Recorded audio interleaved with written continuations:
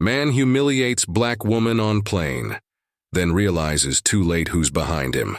It was just another routine flight for most of the passengers aboard Flight 207, heading from New York to Los Angeles. Everyone was settling into their seats, ready for a few hours in the air.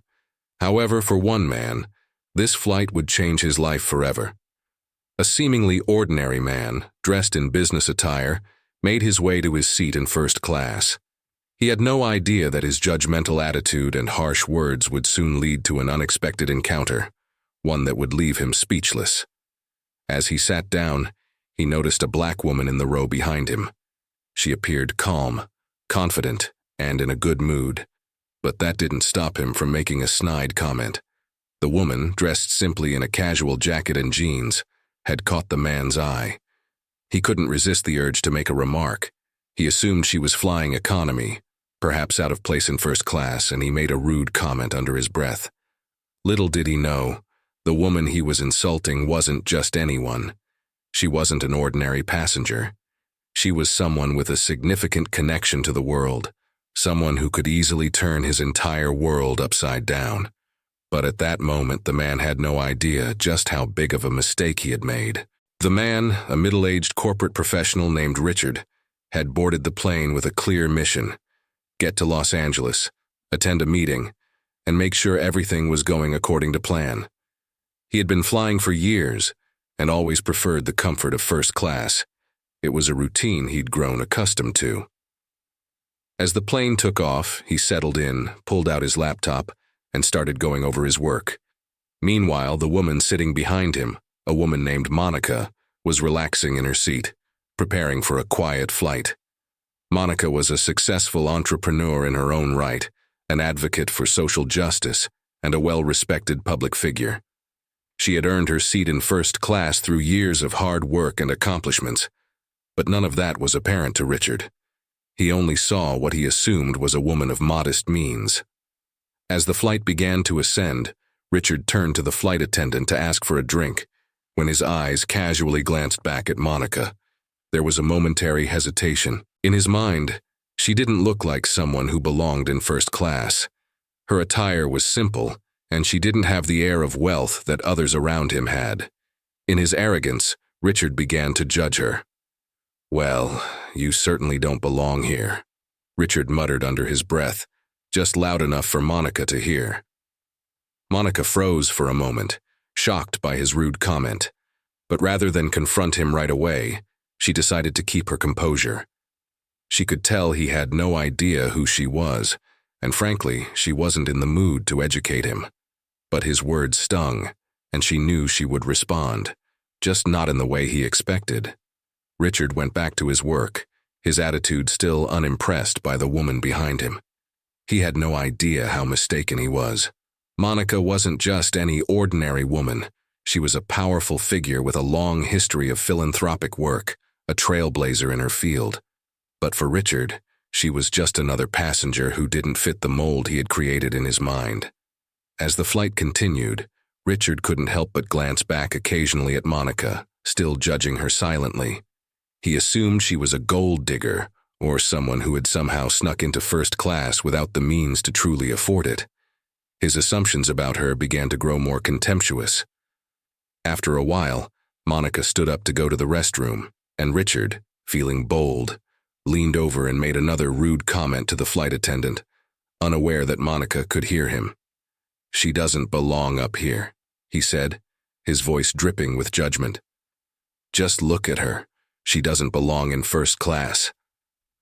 The flight attendant paused for a second, clearly uncomfortable, but said nothing. She was used to hearing snide remarks, but she wasn't about to escalate the situation. Richard, however, was convinced his assumptions were correct. The rest of the passengers in the area could hear the exchange, but no one spoke up, not wanting to get involved. Monica returned to her seat, her demeanor calm, but now with a subtle look of resolve. She'd had enough of Richard's comments. She had experienced discrimination before, and was no stranger to the prejudice people could harbor based on appearance. But this time, she wasn't going to let it slide. After a few moments, Monica tapped Richard on the shoulder, catching his attention. He turned around, thinking she was about to say something in defense of herself, but what happened next was completely unexpected. "Excuse me, sir," Monica said, her voice steady but firm. "I overheard your comments and I think you need to know something." Richard, caught off guard, braced himself for an angry outburst, but instead, he got something far more shocking. Monica took a deep breath and began, "I know you've made some assumptions about me. You think I don't belong here, that I'm out of place in first class." Richard, unsure of how to respond, nodded slightly. "Yeah, I do. I mean, you just don't fit the profile of the usual first-class passenger." Monica smiled, a calm, yet knowing smile. "Well, I'm actually the CEO of a multi-million-dollar tech company. I've worked my way up from nothing and I'm more than deserving of my seat here." Richard's face turned pale. He wasn't prepared for that revelation. But that wasn't the real twist. Monica leaned in a little closer and lowered her voice. "But that's not all," she continued. "I'm also the largest donor to the nonprofit that you've been using as a tax write-off. The one you've been bragging about helping for years, I'm the one funding it." Richard's eyes widened in disbelief. He had no idea. He had assumed she was just a regular woman, someone who didn't have the power or status that matched his own. But here she was, an incredibly successful entrepreneur who had the power to make or break him with a single phone call. Monica allowed a moment of silence to pass, watching as the realization settled over Richard. The arrogance that had once filled his face was now replaced with a mix of shame and regret. "Well, Mr. Richard," Monica continued, her tone calm but firm, "I think it's time for you to reevaluate your assumptions about people." Before Richard could respond, Monica stood up and walked to the front of the plane to speak with the flight attendants. She requested a seat change, and while it was clear she wasn't angry, there was a quiet power in her actions. She knew that her words had already made an impact. Richard was left speechless, and the other passengers had witnessed the power of humility, dignity, and the consequences of stereotyping. When the flight landed, Richard, now completely shaken, was left with a hard truth.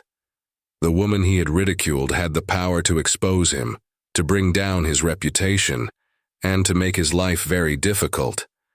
But instead of doing that, she had simply educated him and left him to reflect on his own prejudice. As for Monica, she didn't need to confront him further. Her actions spoke louder than any words could. The encounter between Monica and Richard is a powerful reminder of the dangers of judging people based on appearances. Too often, we make assumptions about others based on their looks, clothes, or the way they present themselves, only to discover that we were completely wrong. Monica's quiet yet confident response shows that sometimes the best way to handle prejudice is not to retaliate with anger, but to demonstrate through action the worth and dignity of every individual. Richard, a man who assumed he was better, learned a valuable lesson about humility and respect. The story serves as a reminder that success, wealth, and worth are not determined by outward appearances. Monica didn't need to flaunt her status to prove her value. She let her actions speak for themselves, and in doing so, she showed Richard, and the entire plane, that true character transcends materialism and assumptions. In the end, it wasn't the words Monica spoke that made the biggest impact, but the way she carried herself with dignity. Her strength in the face of prejudice teaches us all that respect should be earned, not assumed, and that everyone, regardless of their background, deserves to be treated with kindness and fairness.